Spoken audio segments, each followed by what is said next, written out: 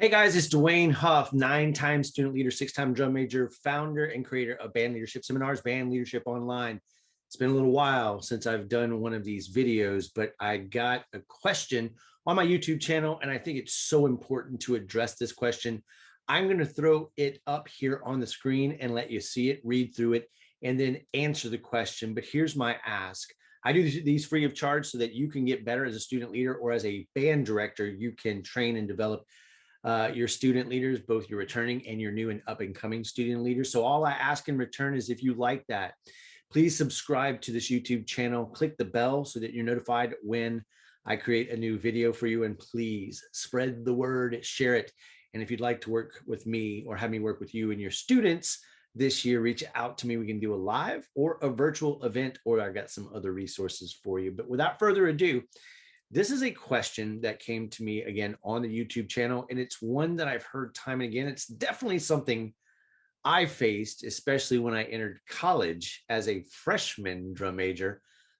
This person is in high school, and they're asking a question about, how do I navigate a particular person that doesn't necessarily like me, or is mad at me, or I perceive to be mad at me, and how do I lead effectively and gain the support of the other people that I'm in charge to lead. So let's take a look at it real quick. Here's the question. What do I do if I'm section leader, but one person in my section doesn't like me, like at all? He absolutely hates me because during my first year, the drum major and band directors would tell him to match my energy, and apparently he got jealous. He won't listen to anything I say, and I'm afraid that people will be mad at me because he's out of control. Okay, so a couple of things to unpack here. That is a serious issue. And listen, if one or two or three or even five people in your band, it seems like they're mad at you, they don't like you, they hate you because something happened in the past, it can be very intimidating. Right? When I was a freshman drum major in college, there was like probably a handful of people, maybe five at most, who did not like me. And it made me feel like the entire band didn't like me, or was out to get me, and didn't want to listen to me or be influenced by me. But here's the reality of the situation. A couple of things that I want to unpack. Number one, that issue is his issue. It is not your issue. And it's not one that you should give any time or attention to, especially in your head. You have to focus on leading the people that are with you. And here's what one of my mentors taught me at one point. He said, Dwayne, he says, in any given organization, band included, there's going to be 10 people who are going to be with you. I'm sorry, 10% of the people in that organization are going to be with you no matter what you do. They just like you. They want to follow you. They believe in you. They support you, and you really don't have to do anything for it. And there's going to be 10% of the people in your band or in your organization that absolutely do not like you. And no matter what you do, you're not going to change their minds. This might be one of them. But there's 80% of the people that you have the ability to influence. So if you perceive that it's not the 10% that just doesn't like you no matter what you do, but that you could influence this situation, here's my recommendation to you. Pull that person aside, and just and the reason I say pull them aside is because if you do it in front of other people, they have an audience, and they have to put on a facade, and they have to put on airs, and they have to create a show, and you'll never get the real answer from the real person. But I'd pull that person aside and I'd say, hey, listen, years ago we got off to a bad start, and I'm sorry if I did something that offended you, that hurt your feelings, or or somebody said something that made you feel uncomfortable, like the band directors and the drum majors. I was just trying to give my best and do my best. I just wanted to clear the air. Is there anything that I can do? Or am I perceiving that right? Or is it something I misinterpreted? Because sometimes when people do that and they go inward, it seems like they're unapproachable or that they're mad. They might just be shy. It might not be you at all. It may be a total misperception and you've misread it the whole time. But let's assume for a second that it's not a misinterpretation or a misread, and it's somebody who actually genuinely does not like you. There might not be anything that you can do about it. And you have to realize that's not about you. It's about them. If they felt awkward, or if they felt upset, or if they learned to hate you or not like you because somebody else was singing your praises because you were doing the right thing and living up to the standard of a leader, that's part of leadership. And it's hard sometimes to realize that not everybody's going to like you. You're not always going to make the popular decisions. You're not always going to do things that are in everybody's favor. But if you are doing the right thing, having the energy, the attitude, setting the right tone, the right tempo, there's going to be others in your section and others in the band who are with you. And those who are not with you yet, who can be influenced, need to see you stand in your confidence.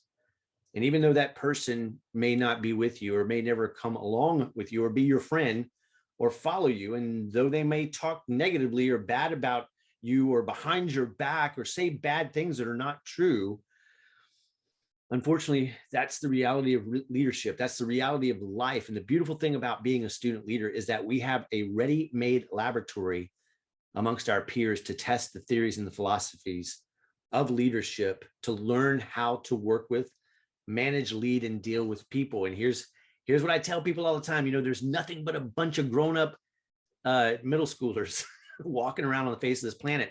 And what I mean by that is that the stuff that we're dealing with right now in high school, the stuff that you dealt with in junior high school or middle school, you keep taking those same tests until you pass them. It really is a test for us to rise up, to be our best, to set the right example, to go with the people who are with us, to support them, to encourage them, to uplift them, to set the example for them, no matter what anybody else thinks. So if that person can't deal with who you are and the positivity and the example and the goodness that you bring into the equation, that's not where you're supposed to focus.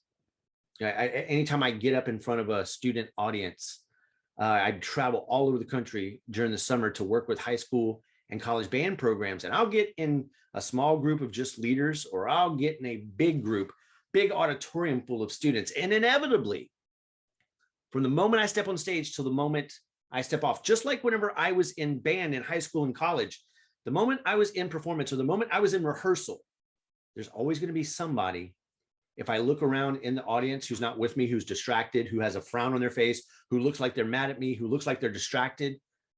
And I learned a long time ago that if I let what I see determine my actions, if I let what they say determine my actions, then it can stop me from being the leader and put a lid on my ability to lead.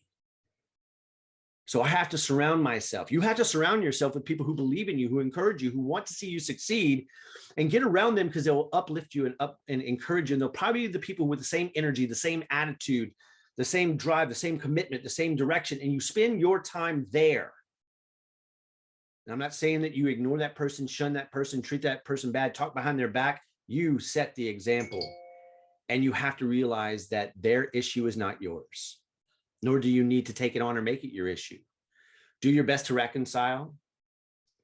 And so many times you'll be tempted to walk up to that person, the person in question here who doesn't like you, and say, "What is wrong with you?"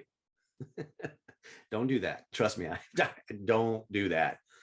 But if you'll walk up in patience, giving them the benefit of the doubt, pull them aside and say, "Hey, are we cool? Is everything okay? Because I perceive that you may have been offended, or I may have done something that didn't sit the right way, and I just want to clear the air." And guess what? If they shun you, or if they push away, or if they say something bad, or they call you names, or they pick on you, or even if they bully you, now I'm not condoning that, and that's not fair. You need to take that to your band director, or you need to take that to another adult in your life and tell them what's going on. But here's what you don't do. You don't give in to that. You carry your own attitude. You carry your own fire. You carry your own positivity. You live in it, you shine in it, and you let everybody else who is negative and who does not come along with you, you let them sit in that. You go on being awesome. You continue to put that energy out there. You set the example, because in leadership, example is not the main thing. It's the only thing. And that example you're setting, that energy, that power that you're bringing to the equation is uniquely you. Bring it, shine your light, spend time investing in the people who are with you, convert the people and influence the people who are willing to come along with you. And don't shun or hurt or pick on the people that don't. Love them where they are, but don't spend your time, your energy, your effort, and your attention. You be you. You surround yourself with people who are with you. And if it gets out of control, or if it's a little bit too much to bear, go to your band director, go to your parents, go to an adult in your life that you trust that can guide and lead you. Go to a guidance counselor, right? Or talk to a friend that will help you to get back where you need to be, and realize that that energy, that power, and that uniqueness that you bring into the equation is what makes you an effective and unique leader. Don't you ever forget that. People are going to be people. And listen, when you graduate high school and you get in the real world, there's going to be a ton more people like that hater that are going to hate on you. But if you deal with it now and you learn how to stand in your power and be unique and have that enthusiasm, that passion, that commitment, that attitude, that dedication to the band, it will carry throughout your life. You will stand apart from everybody who you encounter, and you will shine a positive light of influence and leadership with a servant's heart around you, and those you're meant to serve and lead will follow you gladly. And those who are not with you will either fall off or they'll assimilate to the awesomeness that you bring. Listen, do not let somebody live rent-free in your head. They say that all the water in the world cannot sink a ship unless it gets on the inside. Do not let this water get on the inside of you. You're awesome just the way you are. You bring power and uniqueness to the equation. Shine that light, influence, help, encourage, be positive, always be consistent, be firm, be fair, be consistent with your peers. Do the right thing, do things right, and set the example that others should follow. And you will be an effective servant leader. I hope that serves. I know that's a tough and difficult situation to be in. I don't want to make light of it. So if you need the advice of an adult or someone else in your life who can guide you and lead you, I'm just someone on video that is sharing my experience and my thoughts with you from my experience as a student leader. But I know things have changed a lot, obviously, since I was in high school. So seek out the counsel of people who can guide you and who look after you and who look out for you, right? So I hope that serves. To everyone who's watching this, share this. If it served you and it helped you, drop me a line, drop me a comment. If you have a question that this brought up, because this question came out of another video that I did about how to separate friendship and leadership, or how to deal with the balance between friendship and leadership. And if you haven't watched that one yet, watch it. But I answer all the questions, sometimes with a video, and I'm here to serve. Share this message, share this channel, subscribe to the channel, hit the notification button. Let me know how I can serve you, whether you are a student leader, new or returning, or a band director. And I look forward to talking to you guys soon. Bye-bye.